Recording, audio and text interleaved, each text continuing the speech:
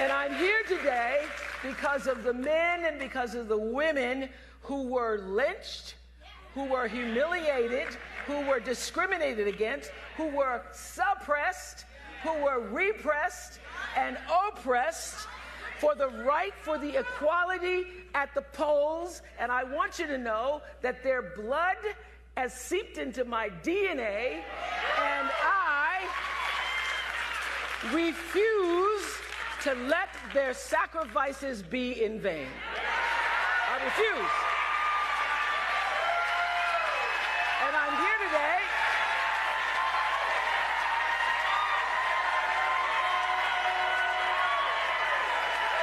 don't let nobody turn you around. You can't let their sacrifices be in vain. I'm here today because, like a lot of young people, I didn't take voting seriously until around my mid-20s. And around my mid-20s, I had the privilege of hearing Reverend Otis Moss Jr., who's a preacher. Y'all know him? Preacher in Cleveland, Ohio. And I heard him tell the story of his father, of Otis Moss Sr., who right here in Georgia's Troup County got up in the morning and put on his only suit and his best tie. And he walked 6 miles to the voting poll location he was told to go to in LaGrange. And when he got there, after walking 6 miles in his good suit and tie, they said, "Boy, you at the wrong place. You're at the wrong place. You need to go over to Mountville." So he walked another 6 miles to Mountville. And when he got there, they said, "Boy, you at the wrong place. You need to go to the Rosemont School." And I picture him walking from dawn to dusk in his suit, his feet tired, getting to the Rosemont School, and they say, "Boy, you too late. The polls are closed." And he never had a chance to vote.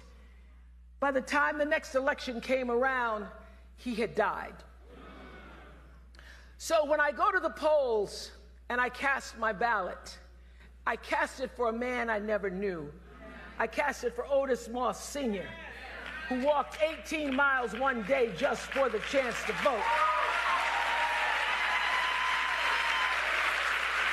And when I go into the polls, I cast the vote for my grandmother, Hattie Mae Lee, who died in 1963 before the Voting Rights Act of 1965 and never had a chance to vote. I vote for her.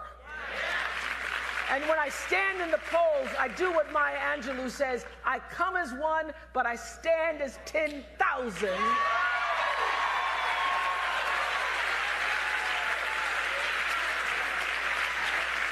For all those who paved the way that we might have the right to vote. And for anybody here who has an ancestor who didn't have the right to vote, and you are choosing not to vote wherever you are in this state, in this country, you are dishonoring your family.